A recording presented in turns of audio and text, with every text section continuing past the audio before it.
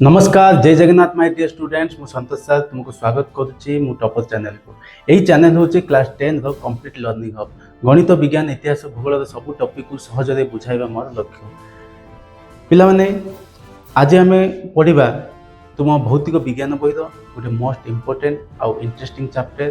सेटा होची अम्ल क्षारक लवण यही चैप्टर दुईटी किंबा तीन पार्ट रे आसीबो काहेकि ना जदि मु पूरा चैप्टरटा बनैबी वीडियो बहुत लंबा हो तो माय डियर स्टूडेंट्स आउ अधिक डेरी न करी वीडियोटी को आरंभ करिबा बा चैप्टरटी को आरंभ करिबा आउ अम्ल क्षारक लवण को चिन्हिबा। ओके देखो एठी जो चित्र अच्छे हूँ तेंतुली लेंबू दही टमाटो और भिनेगार एगुड़ा को निश्चय तुम खाई चाखी नुह कि पाटी किपर लगे भिनेगार के चाखीच जो मैंने चाखीच कमेंट कर भिनेगार किपर लगे। ओके केबे चाखीच कि नहीं भी कमेंट कर एगुड़ा को खाइले पाटी को खट्टा लगे नहीं कि तो अम्ल कौन सेटा ही अम्ल पाटी को खट्टा लगे आमे जो खाद्य खाइलु जदि सेटा पाटी को खट्टा लगिला आमे जानिदेबा जे सेटा गोटे अम्लीय युक्त खाद्य। ओके सेमती जो रासायनिक पदार्थ जल सह मिसे हाइड्रोजन आयन दिए अम्ल कौन एटा आमे आगु को पढ़िबा आ विषय आगु को आलोचना भी हम जे अम्ल जल सह मिसले हाइड्रोजन आयन दिए। ओके ठीक से अम्ल नील लिटमस को लाल कर दिए। देखो ये गोटे चित्र अच्छी नील लिटमस बुड़ा जाइए अम्ल और सी जी अंश बुड़ी से अंश लाल हो जाइए नुह कि तो ये कौन देख जे यहाँ गोटे नील लिटमस नहीं कि यहाँ गोटे नील नील रंगर लिटमस ताको कौटी जो द्रवण में बुड़ा जाइए बुड़े देवा द्वारा कौन हो जाइए ना सी हो जाइए लाल हो जाइए। तो आम कौन बुझा ना यही द्रवणटा कि द्रवण होता यही द्रवणटा अम्लीय द्रवण हो द्रवण हो अम्लीय द्रवण हो कहीं अम्लीय नील लिटमस को लाल करे अम्ल नील लिटमस को लाल कर दिए। ओके तापरे आउ गोटे कौन ना अम्ल क्षारकर प्रभाव को प्रतिहत करे यहाँ आम आगु को विषय पढ़ा। ओके तापर नेक्स्ट अच्छी कौन जीवा देख ये सेमती तीन टा चित्र अच्छी साबुन आउ टूथपेस्ट आउ बेकिंग सोडा एगुड़ाक निश्चय तुम चाखीच ब्रश करिच कि गाधेवा समय साबुन को निश्चय पाटे पशिथि आउ बेकिंग सोडा तो निश्चय खाइच समस्ते नुह कि पकुड़ी पड़ुचे नहीं कि तो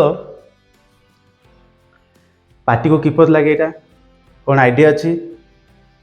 हाँ निश्चय तुम जानी यहाँ पाटी को खारिया लगे नुह कि टूथपेस्ट खारिया लगे न तो जीवा नेक्स्ट तो क्षारक कौन अम्ल विपरीत क्षारक पाटी को खारिया लगे नहीं कि तापरे जल सह मिसी OH माइनस आयन बा हाइड्रोक्साइड आयन दिए मन देख यहाँ आगु हम पढ़ा जे क्षारक विषय जदि आम जल सह मिसेबा क्षारक को तेबे से हाइड्रोक्साइड आयन दिए ता सहित कौन क्षारक लाल लिटमस को नील कर दिए क्षारक लाल को करे नील। ओके मन रख देखो ये सेमती क्षारक यहाँ को बुड़ा जाइए जी अंश एठारे बुड़ी एति अंश कौन हो ना से नील हो जाइए माने ये द्रवणटा कौन गोटे क्षारकर द्रवण। ओके तो मन रहा जे क्षारक एटा कि लिटमस केम देखा जाउची लाल लिटमस को नील कर दिए। ओके माय डियर स्टूडेंट्स तुमको किंबा तुम घरे केबे कहा पेट दरज निश्चय होइथिबो घरे कौन कही पेट दरज हेले पेट काटुची बांति बांति लगुची बा हजम नहला भली लगुची तो सेते कौन कर घरे कौन कही कौन खाइबा को देइथिबे मन अच्छे निश्चय इन देइथिबे ना नुह कि ना कौन करती खाइबा सोडा भी देइथिबे पानी दे मिसेकी नुह तो पानी दे मिसेकी गोटे ग्लास रे पी देइथिबो पेट बथा संगे संगे भल हो जाइथिबो नुह कि 2 मिनिट रे काम खत्म न तो जीवा नेक्स्ट कौन अच्छी देख आकु नहीं कि गोटे प्रश्न आसीबो कौन जदि परिवार में कई जने मात्राधिक खाई देथिबा हेतु अम्लजनित समस्या रे पीड़ित हुए तेबे उपचार पई केउंटी को व्यवहार करिबा को कहबा नो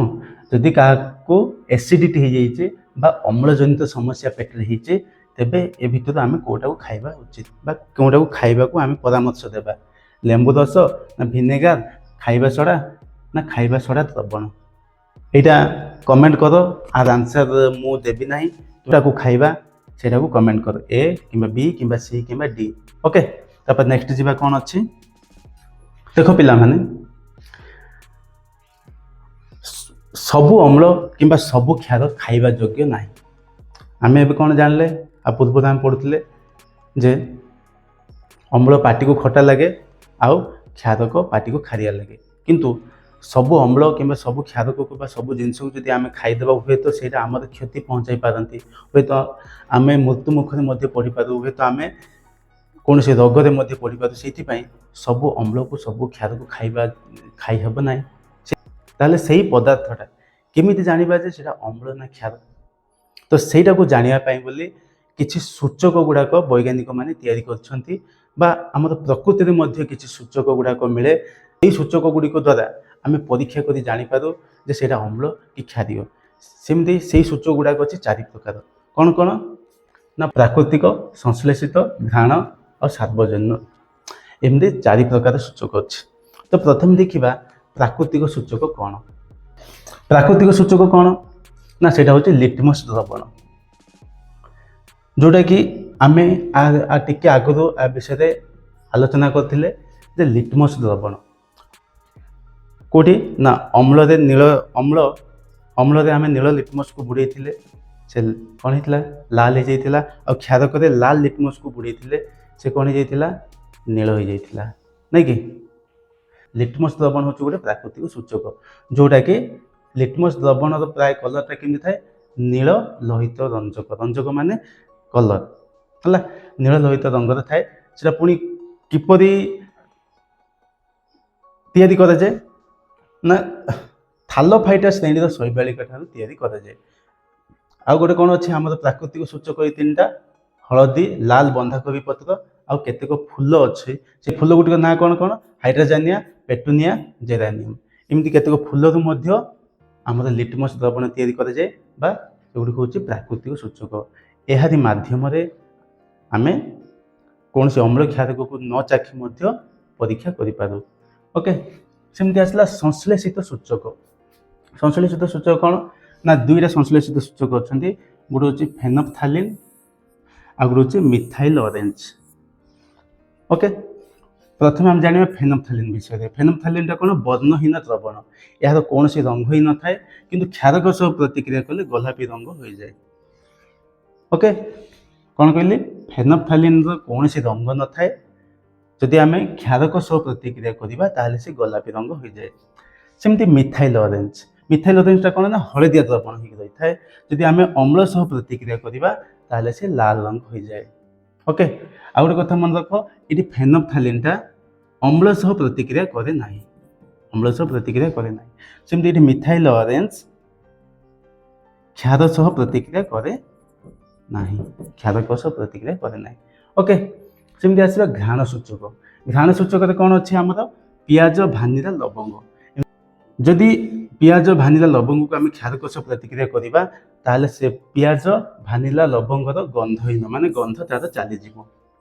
ओके ठीक सेमती पियाज भानिला लवंग जदि आम अम्ल सह प्रतिक्रिया करिबा तार गंध रे कोनोसी परिवर्तन हबो नाही से जेमिति को सेमिति रहइबो ओके पियाज भानिला लवंग जदि आम कोन करिबा ना अम्ल सहित प्रतिक्रिया करिबा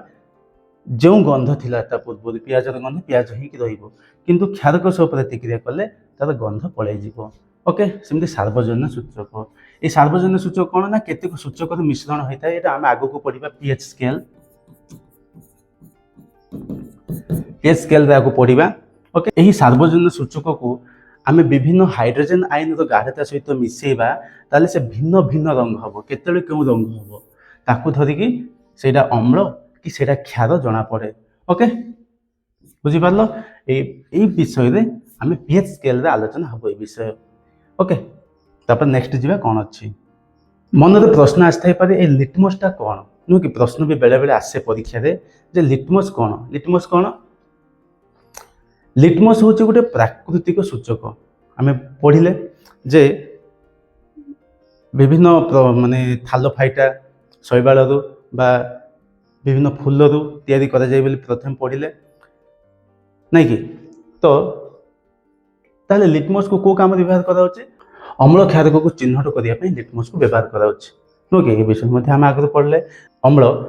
ନୀଳ ଲିଟମସକୁ ଲାଲ କରିଦିଏ ଆଉ କ୍ଷାରକ ଲାଲ ଲିଟମସକୁ ନୀଳ କରିଦିଏ ଏ ବିଷୟ ତ ଆମେ ଆଗରୁ ପଢ଼ିଲେ ତ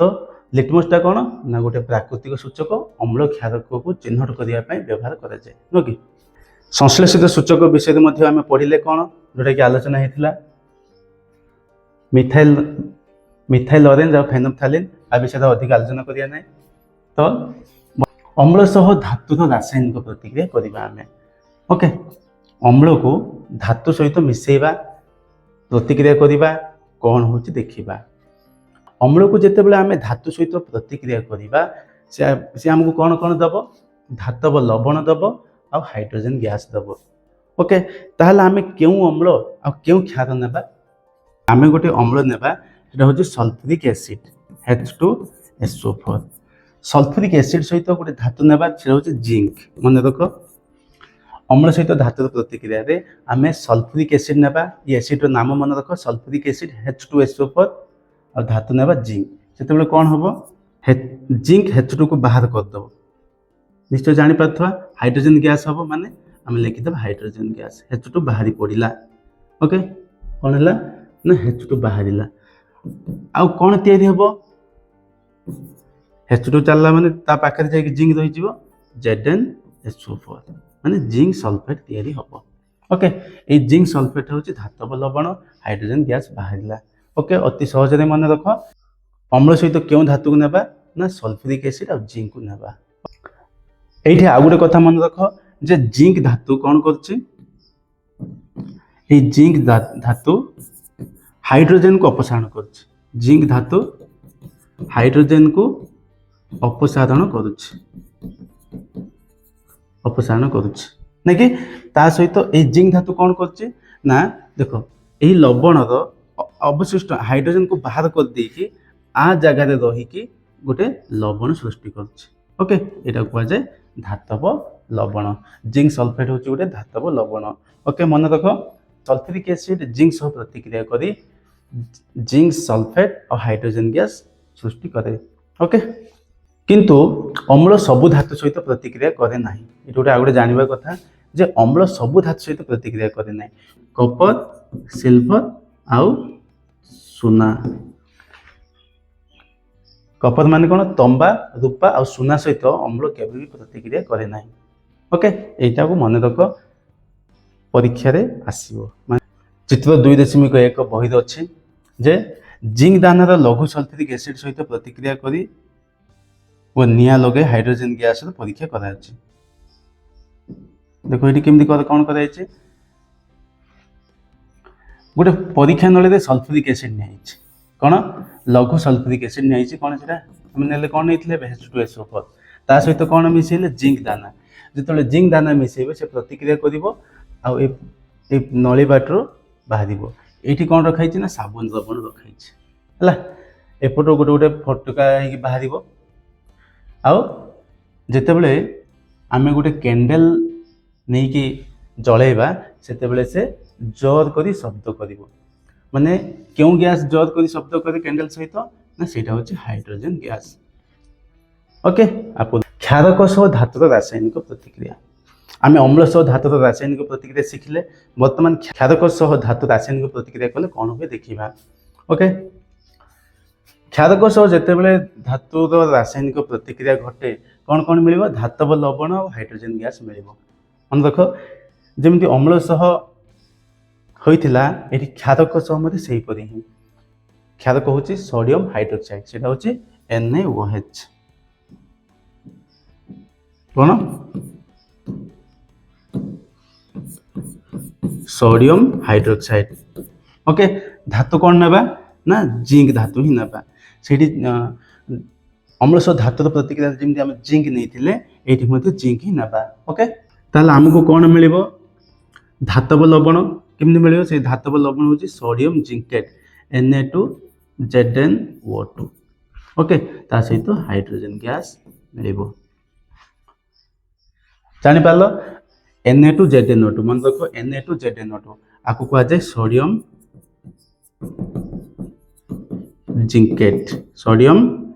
जिंकेट ये आम आउ गोटे कथा जाना कौन ना धातु कौन करे ना क्षार करू हाइड्रोजन को अपसारण करे ओके धातु क्षार करू हाइड्रोजन को अपसारण करे सहित आउ गोटे कौन जाना ना धातु अपसारण कला तार ता सहित मिसी जाइए कौन हुए ना धातव लवण या ओके से ये कौन या सोडियम जिंकेट या मन रख सोडियम जिंकेट संकेत Na2ZnO2 ओके तापर नेक्स्ट जीवा कौन अच्छी तापर नेक्स्ट देखिबा जे धातव कार्बोनेट और धातव हाइड्रोजन कार्बोनेट अम्ल सहित रासायनिक प्रतिक्रिया कले कौन हुए ये जो कार्बोनेट अच्छी आर संकेत हूँ CO3 मन रख कार्बोनेट संकेत CO3 और हाइड्रोजन कार्बोनेट संकेत कौन HCO3 धातव कार्बोनेट सहित आम अम्ल प्रतिक्रिया कले कौन मिले लवण कार्बन डाइऑक्साइड और जल मिले ओके आपको गोटे उदाहरण नेबा देख धातव कार्बोनेट को नेबा Na2CO3 माने सोडियम कार्बोनेट नेबा आ ता सहित नेबा आमे HCl हाइड्रोक्लोरिक एसिड मन को कौन मिलिबो लवण मिलिबो को लवण मिलिबो लवण माने जानि छ लवण संकेत कौन NaCl आउ कौन मिलिबो कार्बन डाइऑक्साइड मिलिबो ता सहित जल मिलिबो ओके ये हमको दुईटा NaCl मिलिबो ओके वर्तमान धातव हाइड्रोजन कार्बोनेट नेबा सोडियम हाइड्रोजन कार्बोनेट नेबा ये आम सोडियम कार्बोनेट नहीं सेटा Na2CO3 थिला एबे सोडियम हाइड्रोजन कार्बोनेट संकेत होची NaCO3 पुणी HCl ही नेबा ओके मन रख HCl हाइड्रोक्लोरिक एसिड लवण मिलिबो लवण संकेत कौन लुण संकेत कौन NaCl और कार्बन डाइऑक्साइड संकेत कौन CO2 और जल संकेत होची H2O मन रख धातव कार्बोनेट हो किंबा धातव हाइड्रोजन कार्बोनेट हो ताको अम्ल सहित प्रतिक्रिया करिबा हमको मिलिबो लवण कार्बन डाइऑक्साइड और जल ओके लवण माने मन रख लुण संकेत होची NaCl कार्बन डाइऑक्साइड होची CO2 और जल होची H2O ओके तो आउ गोटे कथा मन रख HCl नेबा हाइड्रोक्लोरिक एसिड उभय परीक्षा करिबा हाइड्रोक्लोरिक एसिड अम्ल को उभय नेबा ओके ओके ओके ओके तापर नेक्स्ट कौन अच्छे देखिबा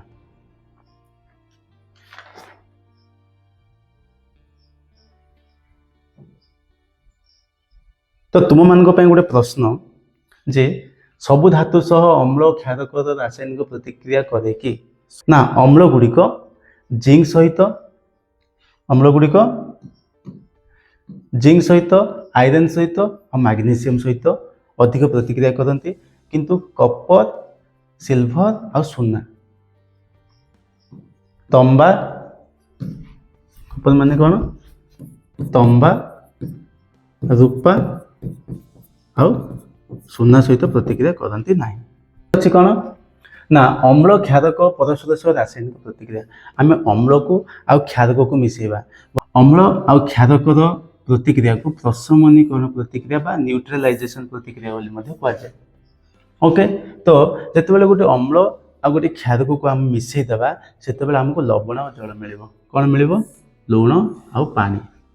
मन रख अम्ल क्षारक को मिसेले लुण आ पानी मिलिबो नहीं कि तो क्षारक कौन नेबा मुझे कही जे क्षारक होची गोटे क्षारक इंपोर्टेंट क्षारक ना होची कौन NaOH सोडियम हाइड्रोक्साइड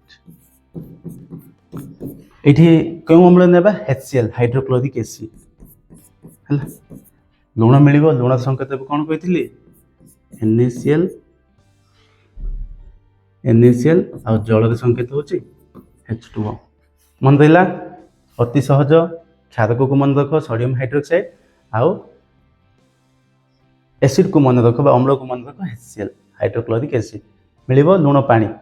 ओके ताहले आमे कोन एटा बुझिले ना गोटे अम्ल को गोटे क्षारक रासायनिक प्रतिक्रिया कले लवण और जल मिलिबो याको प्रशमनीकरण प्रतिक्रिया मध्ये कह जाय। प्रशमनर अर्थ कोन?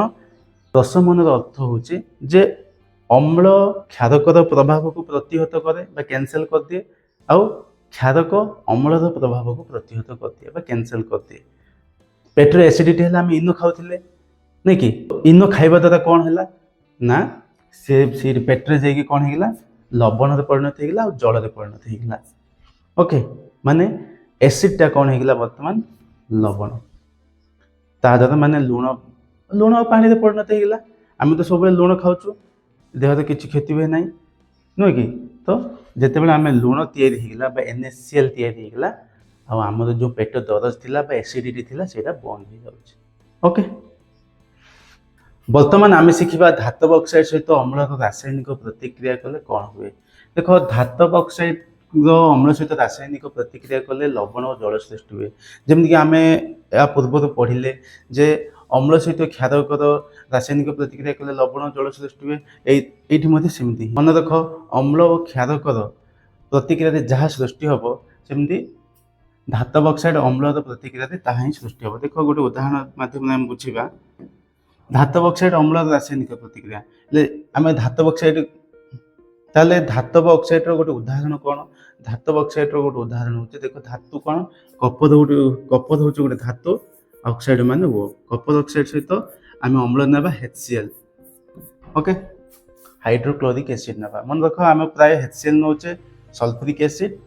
H2SO4 यहाँ ही नौचे माने ये दुटा प्राय आम व्यवहार हुए। HCl ना कौन सृष्टि हम लवण मिल कौन लवण क्या लवण मिल ना ये धातुर लवण मिल। ओके धातु ये कौन कपर क्लोराइड CuCl2 कौन रहा जल जल माने कौन H2O। ओके ये देखा यहाँ आम बैलेंस अच्छी कि नहीं देख H2 दुटा अच्छे क्लोरीन दुटा अच्छे ये गोटे गोटे अच्छे आम 2 गुणिकी आपको बैलेंस करदे। ओके तो तापर ये हूँ धातव ऑक्साइड को क्षारी ऑक्साइड कह जाए। बर्तमान बुझा धातव ऑक्साइड को कहीं क्षारी ऑक्साइड कह जाए। देख ये जो धातव ऑक्साइड रहा कपर ऑक्साइड ये हूँ क्षारीय कहीं क्षारीय कहीं आम आ पूर्व पढ़ले जे क्षारक अम्ल सहित रासायनिक प्रतिक्रिया कले लवण और जल सृष्टि हुए नहीं कि ताहले जी अम्ल सहित रासायनिक प्रतिक्रिया करी जल और लवण दब ताकू कह क्षारीय से हम धातव ऑक्साइड गुड़ाक क्षारी ऑक्साइड। ओके मन रख जी धातव ऑक्साइड अच्छी समस्त को क्षारी ऑक्साइड कह धातव ऑक्साइड माने सी हम क्षारीय ऑक्साइड।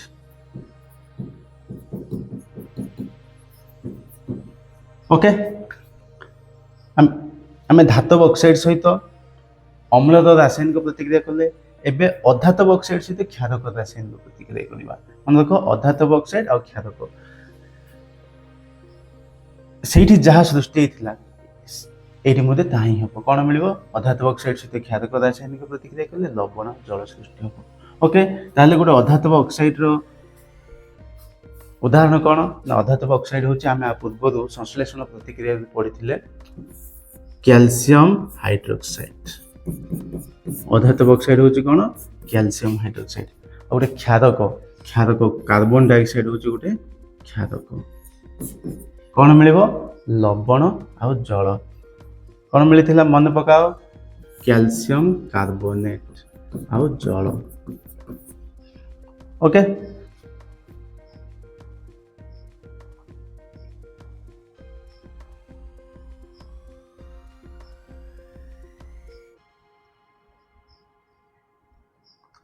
आउ ये किसी ताप उत्पन्न होता जोटा कि आम संश्लेषण प्रतिक्रिया पढ़ी। आउ कौन देखा अधातव ऑक्साइड गुड़िक अम्लीय प्रकृतिर अधातव ऑक्साइड गुड़िक कि प्रकृतिर अम्लीय प्रकृतिर कहला कहीं अम्लीय प्रकृतिर ये अम्लीय किए ना कैल्शियम हाइड्रोक्साइड हूँ अम्लीय कैल्शियम हाइड्रोक्साइड हूँ अम्लीय ये जिते बड़े कि क्या सहित प्रतिक्रिया कर ना क्षारक सह प्रतिक्रिया कर तेबे जाइए लवण और जल मिलूँ नहीं कि जेहेतु क्षारक सहित कि अधातव ऑक्साइड ପ୍ରତିକ୍ରିୟା କରି ଲବଣ ଆଉ ଜଳ ଦେଉଛି, ସେଇଥିପାଇଁ ଆମେ ଅଧାତବ ଅକ୍ସାଇଡ୍କୁ ଅମ୍ଳୀୟ ପ୍ରକୃତିର ବୋଲି କହୁ। ଏ ଅଧାତବ ଅକ୍ସାଇଡ୍କୁ ଅମ୍ଳୀୟ ପ୍ରକୃତିର ବୋଲି କହୁ। ଓକେ, ବୁଝିପାରିଲ? ତ ନେକ୍ସଟ ଯିବା କ'ଣ, ଆ ପୂର୍ବରୁ ମାନେ ଆଉ ଟିକେ ମନେ ପକାଇ ଦେଉଛି, ଯେହେତୁ ଆମେ ଏ ବିଷୟରେ ପଢ଼ିଥିଲେ। ଏଇଟା ହେଉଛି ଚୂନ ପାଣି, ନାଇଁ କି, ବା ଆକୁ ଆମେ ସମିତ ଚୂନ ବୋଲି ମଧ୍ୟ କହୁ, କ୍ୟାଲସିୟମ ହାଇଡ୍ରୋକ୍ସାଇଡ୍। ଆଉ CaCO3 ହେଉଛି କ'ଣ, ଚୂନ ପଥର। ଓକେ, ବା ଆମେ ମାର୍ବଲ ମଧ୍ୟ କହୁଛୁ ଆକୁ, CaCO3 କ୍ୟାଲସିୟମ କାର୍ବୋନେଟକୁ। ଓକେ, ତ ନେକ୍ସଟ ଯିବା କ'ଣ ଅଛି। ତାପରେ ନେକ୍ସଟ ଗୋଟେ ପ୍ରଶ୍ନ କ'ଣ, ଏଇଟା ଆମ ଡେଇଲି ଲାଇଫରେ ଆମେ ସମସ୍ତେ ଅନୁଭବ କରିଛୁ। ଆମ ବାପା ମା ମାନେ କେବେ ମଧ୍ୟ ଆମକୁ ପିତ୍ତଳ ଆଉ ତମ୍ବା ପାତ୍ରରେ ଖଟା ଜିନିଷ ଦିଅନ୍ତି ନାହିଁ ବା ରଖନ୍ତି ନାହିଁ ମଧ୍ୟ, କାହିଁକି ନା ସେମାନେ ଜାଣିଛନ୍ତି ଯେ ପିତ୍ତଳ ଆଉ ତମ୍ବା ପାତ୍ରରେ ଖଟା ଜିନିଷ ରଖିଲେ ସେଟା କୁଆଡ଼େ ବିଷାକ୍ତ ହୋଇଯାଉଛି। ତ ଦେଖିବା ସେମିତି ହୁଏ କି ନାହିଁ। ଆମେ ଜାଣିଛୁ କ'ଣ, ଦହି ଓ ଖଟାରେ ଅମ୍ଳ ରହୁଛି, ନାଇଁ କି, ଦହି ଓ ଖଟାରେ ଅମ୍ଳ ରହୁଛି। ଏଇ ଅମ୍ଳ ଯେତେବେଳେ କ'ଣ, ତମ୍ବା ଓ ପିତ୍ତଳ ହେଉଛନ୍ତି ଧାତୁ, ଧାତୁ ସହିତ ଯେତେବେଳେ ପ୍ରତିକ୍ରିୟା କରନ୍ତି ଗୋଟେ ଯୌଗିକ ସୃଷ୍ଟି ହୁଏ, ସେଇ ଯୌଗିକଟା ହେଉଛି ବିଷାକ୍ତ। ଆମେ ଜାଣିଛୁ ଅମ୍ଳ ସହିତ ଧାତୁର ପ୍ରତିକ୍ରିୟା କଲେ ଲବଣ ଆଉ ହାଇଡ୍ରୋଜେନ ଗ୍ୟାସ୍ ସୃଷ୍ଟି ହୁଏ। ଆମେ ଯେଉଁ ଖଟା ଜିନିଷ ରଖିଥିଲେ ସେଇଟା ବିଷାକ୍ତ ହୋଇଗଲା, ଯେତେବେଳେ ଆମେ ତାକୁ ଖାଇବା ସେ ଦେହରେ ଆମର ବିଭିନ୍ନ ଅପକ୍ରିୟା ସୃଷ୍ଟି କରିବ, ଯେମିତିକି ଚର୍ମ ରୋଗ ଅଧିକାଂଶ ହୁଏ। ଓକେ, ସେଥିପାଇଁ କେବେ ମଧ୍ୟ ପିତ୍ତଳ ଆଉ ତମ୍ବା ପାତ୍ରରେ ଖଟା ଜିନିଷ ରଖାଯାଏ ନାହିଁ। ସମସ୍ତ ଅମ୍ଳ ଆଉ ସମସ୍ତ କ୍ଷାରକ ମଧ୍ୟରେ କ'ଣ ସମାନତା ରହିଛି? ଅମ୍ଳ ଓ କ୍ଷାରକ ସମାନ କି, ବା ତାଙ୍କ ଭିତରେ କ'ଣ କ'ଣ ଗୁଣ, ସମାନ ଗୁଣ ରହିଛି, ସେ ବିଷୟରେ ଆମେ ପଢ଼ିବା। ଓକେ, ଦେଖ, ଅମ୍ଳ ଜଳରେ ଦ୍ରବୀଭୂତ ହେଲେ ହାଇଡ୍ରୋଜେନ ଆଇନ ଦେବ। କିଏ? ଅମ୍ଳ ଯେତେବେଳେ ଜଳରେ ଦ୍ରବୀଭୂତ ହେବ ସେ ହାଇଡ୍ରୋଜେନ ଆଇନ ଦିଏ, ସେଥିପାଇଁ ସେଥିରେ ବିଦ୍ୟୁତ ପରିବହନ ହୁଏ। ଓକେ, ସେମିତି କେତେକ କ୍ଷାରକ ମଧ୍ୟ ବିଦ୍ୟୁତ ପରିବହନ କରିଥାନ୍ତି, ଯେମିତିକି ସେଇ କ୍ଷାରକ ଯାକ ହେଉଛନ୍ତି ସୋଡ଼ିୟମ ହାଇଡ୍ରୋକ୍ସାଇଡ୍ ଆଉ କ୍ୟାଲସିୟମ ହାଇଡ୍ରୋକ୍ସାଇଡ୍। ସୋଡ଼ିୟମ ହାଇଡ୍ରୋକ୍ସାଇଡ୍ ଆଉ କ୍ୟାଲସିୟମ ହାଇଡ୍ରୋକ୍ସାଇଡ୍ ଏମିତି ଦୁଇଟି କ୍ଷାରକ, ଏମାନେ ମଧ୍ୟ ଜଳରେ ଦ୍ରବୀଭୂତ ହୋଇ ବିଦ୍ୟୁତ ପରିବହନ କରିଥାନ୍ତି, ଯେମିତିକି ଅମ୍ଳ ଗୁଡ଼ାକ ବିଦ୍ୟୁତ ପରିବହନ କରନ୍ତି। କିନ୍ତୁ ଗ୍ଲୁକୋଜ ଆଉ ଆଲକୋହଲ, ଏଥିରେ ବି ହାଇଡ୍ରୋଜେନ ଅଛି, ନାଇଁ କି, ଅମ୍ଳରେ ହାଇଡ୍ରୋଜେନ ଅଛି, କିନ୍ତୁ ଗ୍ଲୁକୋଜ ଆଉ ଆଲକୋହଲରେ ବି ହାଇଡ୍ରୋଜେନ ଅଛି। ଗ୍ଲୁକୋଜର ସଂକେତ କ'ଣ? ଗ୍ଲୁକୋଜର ସଂକେତ ହେଉଛି C6H12O6, ଆଉ ଆଲକୋହଲର ସଂକେତ କ'ଣ? CH3CH2OH। ଦେଖ, ଏଥିରେ ବି ହାଇଡ୍ରୋଜେନ ଅଛି 12ଟା, ଆଉ ଏଥିରେ ବି ହାଇଡ୍ରୋଜେନ ଅଛି 6ଟା। ଏମିତି ଲାଗୁଥିବ ଯେହେତୁ ଅମ୍ଳ ଜଳରେ ଦ୍ରବୀଭୂତ ହେଲେ ହାଇଡ୍ରୋଜେନ ଆଇନ ଦେଉଛି, ସେଥିପାଇଁ ଯଦି ଗ୍ଲୁକୋଜକୁ ଆଉ ଆଲକୋହଲକୁ ବି ଯଦି ଆମେ ଜଳରେ ପକାଇଦେବା, ସେ ବି ତ ହାଇଡ୍ରୋଜେନ ଆଇନ ଦେଉଥିବ, କିନ୍ତୁ ଏଠି ସେମିତି ହୁଏ ନାହିଁ। ଗ୍ଲୁକୋଜ ଆଲକୋହଲରେ ହାଇଡ୍ରୋଜେନ ଥିଲେ ମଧ୍ୟ ସେ ହାଇଡ୍ରୋଜେନ ଆଇନ ଦିଏ ନାହିଁ ଆଉ ବିଦ୍ୟୁତ ପରିବହନ କରେ ନାହିଁ। ଓକେ, ବର୍ତ୍ତମାନ ଦେଖିବା ଜଳୀୟ ଦ୍ରବଣରେ ଅମ୍ଳ ଓ କ୍ଷାରକର କ'ଣ ଘଟେ। ଜଳୀୟ ଦ୍ରବଣ ମାନେ କ'ଣ? ଜଳ ସହିତ ଆମେ କ'ଣ ମିଶାଇବା? ଅମ୍ଳ ଓ କ୍ଷାରକକୁ ମିଶାଇବା, ଆଉ କ'ଣ ମିଳିବ ଦେଖିବା। ଜଳ ଉପସ୍ଥିତିରେ ଅମ୍ଳର ହାଇଡ୍ରୋଜେନ ଆଇନ କିମ୍ବା ହାଇଡ୍ରୋନିୟମ ଆଇନ କ'ଣ ମିଳିବ? ଯେତେବେଳେ ଆମେ ଜଳକୁ ଅମ୍ଳ ସହିତ ମିଶାଇବା ସେ H+ ଆଇନ ଦେବ, ନହେଲେ H3O+ ଆଇନ। H3+ ଆଇନ ମାନେ ହାଇଡ୍ରୋନିୟମ, ହାଇଡ୍ରୋନିୟମ ଆଇନ ଦେବ। ଓକେ, ସେମିତି ଗୋଟେ ଉଦାହରଣ ନେବା, ଅମ୍ଳ ହେଉଛି HCl, ମୁଁ କହିଥିଲି ପ୍ରାୟ ଆମେ HCl ହିଁ ବ୍ୟବହାର ହୁଏ, ଆଉ ଜଳ, ଏ ଦୁଇ ଜଣ ପ୍ରତିକ୍ରିୟା କଲେ ହାଇଡ୍ରୋନିୟମ ଆଇନ ଆଉ କ୍ଲୋରିନ୍ ଗ୍ୟାସ୍ ମିଳେ। ଓକେ, ସେମିତି ଜଳ ଉପସ୍ଥିତିରେ କ୍ଷାରକରୁ ହାଇଡ୍ରୋକ୍ସାଇଡ୍ ଆଇନ ଉତ୍ପନ୍ନ ହୁଏ, ନାଇଁ କି। ପୂର୍ବରୁ ଆମେ ପଢ଼ୁଥିଲେ କ୍ଷାରକ କ'ଣ? C6H12O6, ଆଉ ଏଇଟା ହେଉଛି ଗ୍ଲୁକୋଜ, ଆଲକୋହଲ CH3CH2OH, ଏଇଟା ହେଉଛି ଆଲକୋହଲ। এই ଦୁଇ ଜଣ ଯେତେବେଳେ କି ଜଳ ସହିତ ପ୍ରତିକ୍ରିୟା କରନ୍ତି, ସେମାନେ OH- ଆଇନ ବା OH- ଆଇନ ମାନେ କ'ଣ? ହାଇଡ୍ରୋକ୍ସାଇଡ୍ ଆଇନ ଦିଅନ୍ତି, ହାଇଡ୍ରୋକ୍ସାଇଡ୍ ଆଇନ ଦିଅନ୍ତି। ओके सेमती क्षारक आमर कौन मन रख क्षारक मुझे आगुरी भी कही क्षारक माने सोडियम हाइड्रोक्साइड गोटे क्षारक ता सहित जलर प्रतिक्रिया करवा से कौन दबा आमको ये दुटा भांगी जीव Na प्लस और OH माइनस एमती ओके वर्तमान आम शिखा आल्काली माने कौन आल्काली माने कौन ना जो क्षारक गुड़िक जब जल आम पकईला पर से जब द्रवण हो गला ताहले ताको आल्काली कहबा कौन कहबा क्षार कहबा ओके क्षार बा आल्काली कहबा आउ एटा केमती लागिवो हाथ को साबुन परी लागिवो साबुन माने लालिया लालिया टिके लागिवो आउ पार्टी को जदि हम टिके चाखिबा ताहले सेटा खारिया लागिवो आ एटा मध्ये क्षयकारी सेति कौन कह जाए ना सेगुड़ी को केबे चाखिबा नाही कि स्पर्श करिबा ना ओके क्या चाखिबा ना ना आल्काली को चाखिबा ना तेबे आल्काली तो ना सेमती को आल्काली अच्छे जहाँ कि आम के चाखिबा ना से दुटा उदाहरण दूसरी गोटे हूँ सोडियम हाइड्रोक्साइड आपको जिते बड़े आम जल पकेबा से द्रव्य कौन द्रवीभूत होती पोटासियम हाइड्रोक्साइड ये दुई जन को केबे मध्य जल पकेला आपको चाखिबा ना कि स्पर्श करवा ना ओके हे तो से जलापड़ा हो पारे जदि भूल स्पर्श कर दि जाए तेबे ताको संगे संगे जल दे धोईकी कौन कराहब ना मेडिकल ट्रिटमेंट करिया पड़िबो ओके तो नेक्स्ट जीवा कौन अच्छे बर्तमान देखिए प्रशमनीकरण माने कौन प्रशमनीकरण आम आ पूर्व आलोचना करूँ अम्ल कौन करता है क्षारक प्रभाव को प्रतिहत करता है और क्षारक अम्ल प्रभाव को प्रतिहत करता है या विषय आम आ पूर्व पढ़ी आम कौन पढ़ी जे अम्ल सहित क्षारक प्रतिक्रिया हेले लवण आ जल सृष्टि हुए ये विषय पढ़ी अम्ल जिते जल सहित मिसे कौन दिए ना हाइड्रोजेन आयन दिए और क्षारक दिए हाइड्रोक्साइड आयन तार माने अम्ल कौन अच्छी हाइड्रोजेन आयन अच्छी और क्षारक हाइड्रोक्साइड आयन अच्छी ना कि हाइड्रोजेन आयन हाइड्रोक्साइड आयन एक अणु आयनीय जल अणु गठन करती आ विषय आम पढ़ा अणु आयनीय जल अणु हाइड्रोजेन आयन आउ हाइड्रोक्साइड आयन ये दुईटा जिते बड़े मिसबे कौन मिल जो जल मिलूँ से हूँ अणु आयनीय जल अणु आयनीय जल केमती देख मन कर गोटे एक्स गोटे अम्ल हूँ एक्स जमी गोटे क्षार हूँ एम ओके कौन हो एक्स आउ एम मिसिकी सॉरी एम आउ एक्स मिसिकी कौन हो लवण हो एम एक्स मिसिकी गोटे लवण हो आउ किए रहीगला एच आउ ओ एच किए रहीगला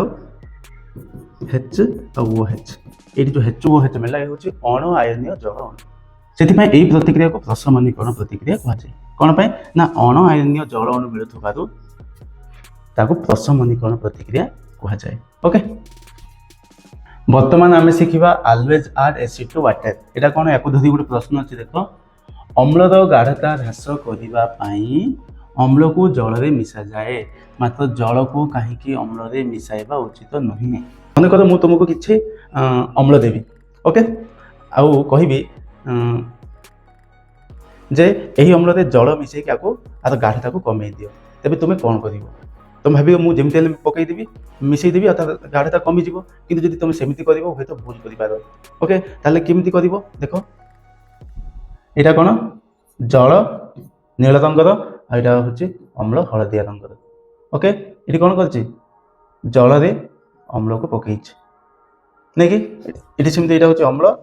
आईटा हूँ जल ओके जिते आम जल अम्ल को पकईबा से कौन कर जल को घाटुवा अम्ल को टिके टिके टिके टिके पकौथुवा घाटुवा पकौथुवा घाटुवा पकौथुवा ताहले जाइए से धीरे धीरे धीरे धीरे जल अम्ल मिसिब आ तार गाढ़ता कमिब किंतु आम कौन करवा डायरेक्ट डायरेक्ट अम्ल पानी मिसईदेवा है से कौन हम ना यहाँ छिटिक छिटका छिटका पड़ हुए तो आम हाथ में पड़ जापे ना तो कौन हो पारे ये पात्रटा ही फाटिज ओके तो सही बुझा आम देख अम्ल जल में मिसवा हूँ गोटे ताप उत्पादी प्रतिक्रिया माने अम्ल को जल में मिसले ताप उत्पन्न होचे ओके आ पुणी कौन जिते आम यार गाढ़ता कमेबा चाहिए तेज कौन करवा जल को अनवरत घाटुवा अवस्था धीरे धीरे अम्ल को जल में मिसैबा घाटुवा अवस्था मिसैबा गाढ़ अम्ल जल मिसाइले प्रचुर परिमाण ताप उत्पन्न होता तो मिश्रण टेणे तेणे छिटिक पड़ी हाथ होबार संभावना थाए ओके जल में अम्ल को घाटुवा अवस्था पकईबा ओके बर्तमान आम यही चित्र विषय भल बुझा ये चित्र कौन देख केमती अच्छे এই চিত্র কোটি থাকে গাঢ় অম্ল ক্ষারক ଥିବା ପାତ୍ର ଉପରେ এই ଚିତ୍ରଟା ଲଗା ଯାଇଥାଏ ହେଲା ସେଥିପାଇଁ ଏଇଟା ହେଉଛି ଗୋଟେ ସାବଧାନର ସଂକେତ তুমি କେମିତି ଦେଖ এই ଚିତ୍ରରେ କ'ଣ ବୁଝେଇଛି ସେ ନା ଏଠି ହୁଏତ ଏଇଟା ଅମ୍ଳ ଏଇଟା କ୍ଷାରକ କ'ଣ ହେଉଛି ହାତରେ ପଡ଼ିଲେ ଖଣ୍ଡିଆ ହେବାର ଏଇଠି ପୋଡ଼ିଯିବାର ଖଣ୍ଡିଆ ହେବାର ଦେଖାଉଛି ତ ସେଇଥିପାଇଁ ଏଇ ଚିହ୍ନ ଯେଉଁ ପାତ୍ରରେ ବି ଥିବ ଆମେ ସାବଧାନ ହେଇଯିବା ଯେ ଏଇଟା ଆମ ଦେହ ପାଇଁ କ୍ଷତିକାରକ ସେଥିପାଇଁ ଆକୁ ଆମେ ଛୁଇଁବା ନାହିଁ ଓକେ ବର୍ତ୍ତମାନ ଆମେ ଶିଖିବା ଗୋଟେ ପ୍ରଶ୍ନ ଅଛି ପାତିତ ଜଳ ବିଦ୍ୟୁତ ପରିବହନ କରିପାରେ ନାହିଁ କିନ୍ତୁ ବର୍ଷା ଜଳ ତାହା କରିପାରେ କାହିଁକି ପାତିତ ଜଳ ମାନେ କ'ଣ ଆମେ ଯେଉଁ ଜଳ ପିଉଛୁ ପିଇବା ଜଳ ସେଥିରେ ଯଦି ଆମେ ବିଦ୍ୟୁତ ପରିବହନ କରିବା ସେ ବିଦ୍ୟୁତ ପରିବହନ କରିବ ନାହିଁ କିନ୍ତୁ ବର୍ଷା ଜଳରେ ବିଦ୍ୟୁତ ପରିବହନ ହୋଇପାରିବ ତ ବର୍ତ୍ତମାନ ଆମେ ବୁଝିବା ଗୋଟେ କଥା ଯେ କେଉଁ ଜଳ ବିଦ୍ୟୁତ ପରିବହନ କରିପାରେ ବା କ'ଣ ନା ଯଦି କୌଣସି ଜଳରେ ଅମ୍ଳ ମିଶାଇବା ତାହେଲେ ବିଦ୍ୟୁତ ପରିବହନ କରିବ କ୍ଷାରକ ମିଶାଇଲେ ବିଦ୍ୟୁତ ପରିବହନ କରିବ ଲବଣ ମିଶାଇଲେ ବିଦ୍ୟୁତ ପରିବହନ କରିବ ଓକେ ଜଳ ଯଦି ଆମେ ଅମ୍ଳ ମିଶାଇବା କ୍ଷାର ମିଶାଇବା ଲବଣ ମିଶାଇବା ତାହେଲେ ସେ ବିଦ୍ୟୁତ ପରିବହନ କରିବ ଓକେ କିନ୍ତୁ ଆମେ ଯେଉଁ ପାତିତ ଜଳ ବା ଯେଉଁ ଜଳ ପିଇବା ଜଳ ସେଥିରେ କ'ଣ ଥାଏ ଅମ୍ଳୀୟ କିମ୍ବା କ୍ଷାରୀୟ ନଥାଏ କିମ୍ବା ଲବଣ ମଧ୍ୟ କୌଣସି ଲବଣ ମଧ୍ୟ ନଥିବ ସେ କ'ଣ ଦିଏ ନାହିଁ ଆୟନ ଦିଏ ନାହିଁ ଆୟନ ଦିଏ ନାହିଁ ମାନେ ବିଦ୍ୟୁତ ପରିବହନ କରିବ ନାହିଁ କିନ୍ତୁ ବର୍ଷା ଜଳରେ ଅମ୍ଳ ଆସିଲା କୁଆଡ଼ୁ ଦେଖ ଆମର ଗାଡ଼ି ମଟରରୁ ଯେଉଁ ଧୂଆଁ ବାହାରେ କଳକାରଖାନାରୁ ଯେଉଁ ଧୂଆଁ ବାହାରେ ସେଥିରେ କ'ଣ ଅଛି ଅଙ୍ଗାରକାମ୍ଳ ଅଛି ନାଇଟ୍ରୋଜେନ୍ ଡାଇଅକ୍ସାଇଡ୍ ଅଛି ଆଉ ସଲଫର ଡାଇଅକ୍ସାଇଡ୍ ଅଛି ଏଗୁଡ଼ାକ କ'ଣ ହେବ ବାୟୁମଣ୍ଡଳରେ ବାୟୁମଣ୍ଡଳରେ ଜଳୀୟ ବାଷ୍ପ ଅଛି ମେଘ ମଧ୍ୟ ଅଛି ସେମାନଙ୍କ ସହିତ ଯାଇକି ପ୍ରତିକ୍ରିୟା କରି କ'ଣ ହେଇଯିବ କାର୍ବନିକ ଅମ୍ଳ ନାଇଟ୍ରିକ ଅମ୍ଳ ଆଉ ସଲଫ୍ୟୁରିକ ଅମ୍ଳ ହେଇଯିବ ଓକେ ତା ମାନେ ବର୍ଷା ଜଳରେ ଏଇ ତିନିଟା ଅମ୍ଳ ଅଛି କାର୍ବନିକ ଅମ୍ଳ ନାଇଟ୍ରିକ ଅମ୍ଳ ଆଉ ସଲଫ୍ୟୁରିକ ଅମ୍ଳ ସେଥିପାଇଁ ସେ କ'ଣ ହେବ ଆୟନ ଦେବ ଆଉ ବିଦ୍ୟୁତ ପରିବହନ କରିବ ଓକେ ବର୍ତ୍ତମାନ ଆମେ ଗୋଟେ ପ୍ରଶ୍ନକୁ ଆଲୋଚନା କରିବା ଅମ୍ଳ ଗୁଡ଼ିକ ଜଳ ଅନୁପସ୍ଥିତିରେ କାହିଁକି ଅମ୍ଳୀୟ ପ୍ରକୃତି ପ୍ରଦର୍ଶନ କରନ୍ତି ନାହିଁ ମାନେ ଅମ୍ଳରେ ଯେତେବେଳେ ଜଳ ମିଶାଇବା ସେତେବେଳେ ହିଁ ତାର ପ୍ରକୃତିଟା ପ୍ରଦର୍ଶନ କରିବ ନହେଲେ କରିବ ନାହିଁ କେମିତି ଦେଖିବା ଦେଖ ଅମ୍ଳ ସହିତ ଜଳର ଯେତେବେଳେ ପ୍ରତିକ୍ରିୟା କରିବା ସେତେବେଳେ ସେ ଭାଙ୍ଗିକି କ'ଣ ଦେଇଦେବ ହାଇଡ୍ରୋଜେନ୍ ଆୟନ ଦେବ କିନ୍ତୁ ଯେତେବେଳେ ଜଳ ନଥିବ ଅନୁପସ୍ଥିତି ଥିବ ଜଳ ଦେବାନି ସେତେବେଳେ ସେ ହାଇଡ୍ରୋଜେନ୍ ଆୟନ ଦେବ ନାହିଁ ସେଥିପାଇଁ ଜଳର ଅନୁପସ୍ଥିତିରେ ଅମ୍ଳୀୟ ପ୍ରକୃତି ପ୍ରଦର୍ଶନ କରନ୍ତି ନାହିଁ ଓକେ ଦେଖ ଆଉ ଗୋଟେ ଉଦାହରଣ ମାଧ୍ୟମରେ ବୁଝିବା ଅମ୍ଳ କ'ଣ କରେ ନା ନୀଳ ଲିଟମସକୁ ଲାଲ କରିଦିଏ ନାଇଁ କି ଯଦି ଅମ୍ଳରେ ଜଳ ନଥିବ ତେବେ ସେ ନୀଳ ଲିଟମସକୁ ଲାଲ କରିପାରିବ ନାହିଁ ସେମିତି ଆମେ ଜାଣିଛୁ ଯେ ଅମ୍ଳ ଗୁଡ଼ିକ ଧାତୁ ସହିତ ପ୍ରତିକ୍ରିୟା କରି କ'ଣ ଦିଅନ୍ତି ଲବଣ ଆଉ ହାଇଡ୍ରୋଜେନ୍ ଗ୍ୟାସ୍ ଦିଅନ୍ତି ଯଦି ଅମ୍ଳରେ ଜଳ ନାହିଁ ସେତେବେଳେ ମଧ୍ୟ ସେ ଲବଣ କି ହାଇଡ୍ରୋଜେନ୍ ଗ୍ୟାସ୍ ଦେବ ନାହିଁ ତାମାନେ ଯେକୌଣସି ପ୍ରତିକ୍ରିୟା ହେବା ପାଇଁ ବା ଏଭଳି ପ୍ରତିକ୍ରିୟା ହେବା ପାଇଁ ଜଳ ନିହାତି ଆବଶ୍ୟକ ବା ଅମ୍ଳ କିଛି ପ୍ରତିକ୍ରିୟା କରିବା ପାଇଁ ସେଥିରେ ଜଳ ଥିବା ନିହାତି ଆବଶ୍ୟକ ନହେଲେ ସେ ପ୍ରତିକ୍ରିୟା କରିପାରିବ ନାହିଁ ମେନ୍ କାରଣ ଆଉ ଗୋଟେ କ'ଣ ନା ସେ ଜଳ ଉପସ୍ଥିତିରେ ହିଁ ହାଇଡ୍ରୋଜେନ୍ ଆୟନ ଦିଏ ଜଳ ଅନୁପସ୍ଥିତିରେ ହାଇଡ୍ରୋଜେନ୍ ଆୟନ ଦିଏ ନାହିଁ ସେଥିପାଇଁ ସେ ଅମ୍ଳୀୟ ପ୍ରକୃତି ପ୍ରଦର୍ଶନ କରେ ନାହିଁ ଓକେ ତାପରେ ନେକ୍ସଟ ଯିବା ଲଘୁକରଣ କ'ଣ ନା ଯେତେବେଳେ ଆମେ କ'ଣ କରୁଛୁ ଜଳରେ ଅମ୍ଳ କିମ୍ବା କ୍ଷାରକକୁ ମିଶାଉଛୁ ସେତେବେଳେ କ'ଣ ହେଉଛି ତାର ଗୋଟେ ଜିନିଷ କମିଯାଉଛି କ'ଣ କମିଯାଉଛି ନା ହାଇଡ୍ରୋନିୟମ ଆୟନ ଆଉ ହାଇଡ୍ରୋକ୍ସାଇଡ୍ ଆୟନର ଗାଢ଼ତା କମିଯାଉଛି ନାଇଁ କି ଯେତେବେଳେ ଆମେ କ'ଣ କରୁଛୁ ନା ଜଳର ଅମ୍ଳ ପକାଉଛୁ ସେ ହାଇଡ୍ରୋନିୟମ ଆୟନ ବା ହାଇଡ୍ରୋଜେନ୍ ଆୟନ ଦିଏ ଆଉ ଯେତେବେଳେ ଜଳରେ କ୍ଷାରକୁ ପକାଉଛୁ ସେତେବେଳେ ସେ କ'ଣ ଦିଏ ହାଇଡ୍ରୋକ୍ସାଇଡ୍ ଆୟନ ଦିଏ ମାନେ ଯେତେବେଳେ ଦିଏ ସେତେବେଳେ କ'ଣ ପୂର୍ବରୁ ଯେତିକି ହାଇଡ୍ରୋଜେନ୍ ଆୟନ ଥିଲା ବା ହାଇଡ୍ରୋକ୍ସାଇଡ୍ ଆୟନ ଥିଲା ସେଗୁଡ଼ିକର ଗାଢ଼ତା କମିଯାଏ ଯେତେବେଳେ କି କ'ଣ କରାଯାଏ ଜଳରେ ସେଗୁଡ଼ିକୁ ମିଶାଯାଏ ଓକେ ଏଇ ଯେଉଁ ଗାଢ଼ତା କମିବାକୁ ହିଁ କୁହାଯାଏ ଲଘୁକରଣ ବା ଅମ୍ଳ ଓ କ୍ଷାରକ କ'ଣ ହେଲା ବୋଲି କୁହାଯିବ ଲଘୁକୃତ ହେଲା ବୋଲି କୁହାଯିବ ଓକେ ତ ମାଇ ଡିୟର ଷ୍ଟୁଡେଣ୍ଟ ତୁମକୁ ଯଦି ଏଇ ଭିଡ଼ିଓରେ କିଛି ଶିଖିବାକୁ ମିଳିଥାଏ ତେବେ ଯେଉଁମାନେ ଭିଡ଼ିଓକୁ ଲାଇକ୍ କରିନାହ ଲାଇକ୍ କରିଦିଅ ଯେଉଁମାନେ ଚ୍ୟାନେଲରେ ନୂଆ ଆସିଛ ସବସ୍କ୍ରାଇବ୍ କରିନାହ ସବସ୍କ୍ରାଇବ୍ କରିଦିଅ ପାଖରେ ଥିବା ବେଲ୍ ଆଇକନ୍କୁ ବଜାଇ ଦିଅ नोटिफिकेशन मिल ओके आज एतिकी थाओ जय जगन्नाथ।